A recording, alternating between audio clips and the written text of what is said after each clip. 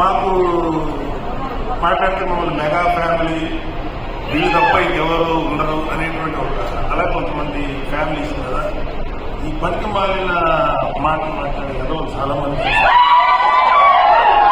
మాకు అలాంటి ఫీలింగ్ లేదు. సినిమా ఇండస్ట్రీ మా అప్ప సొత్తు కాదు, మా నాన్న సామ్రాజ్యం కాదు, మా తాత సామ్రాజ్యం. అలాగే అల్లు మన అక్కినేని గారి ఫ్యామిలీ, నందమూరి ఫ్యామిలీ సామ్రాజ్యం అది అందరిది. సో ఇవాళ అడివిశేషు గారు లేకపోతే ఎంతోమంది యంగ్స్టర్స్ ఫిల్మీ ఫ్యామిలీ సంబంధం లేకుండా దే ప్రూవ్డ్ వాళ్ళకి ఎవరైనా వచ్చారు, వాళ్ళ టాలెంట్స్ వాళ్ళ పైకి వచ్చారు. ఏమో ఇప్పుడు ఈ కరోనాలో ఎవరు ఏ రేంజ్కి వెళ్తారు ఎవరు ఊహించలేదు. ఏమో అంత గొప్పగా వెళ్తారు. ఎందుకంటే ఇవాళ ఒక సినిమానే కాదు, ఎన్నో ఓటీటీ ప్లాట్ఫామ్స్ ఉన్నాయి. వాటి దేంట్లో వచ్చిన అద్భుతంగా పేరు వస్తుంది. సో ప్రతి వాళ్ళు ఫస్ట్ ఏంటంటే ఒక మంచి కంటెంట్ ఉన్న సినిమాకి, కథ ఉన్న సినిమాకి ట్రై చేయండి.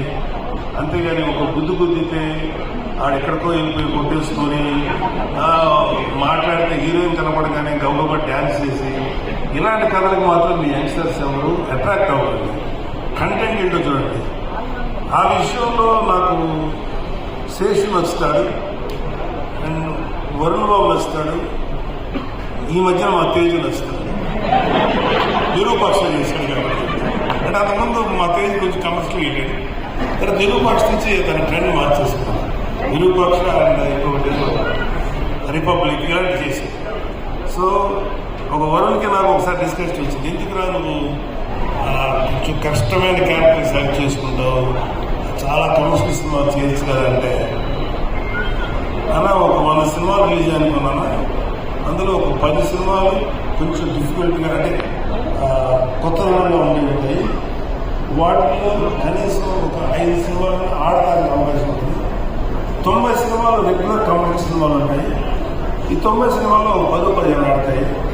ఎక్కువ ఆడుతున్నాయి కదా, కానీ రేషియో చూసుకున్నాను 90లో 10 ఆడతాయి, ఇక్కడ 10-5 ఆడతాయి. కాబట్టి ఎప్పుడు కూడా ఒక కొత్తదనం కోసం వెళ్తేనే యాక్సెప్ట్ చేస్తాను.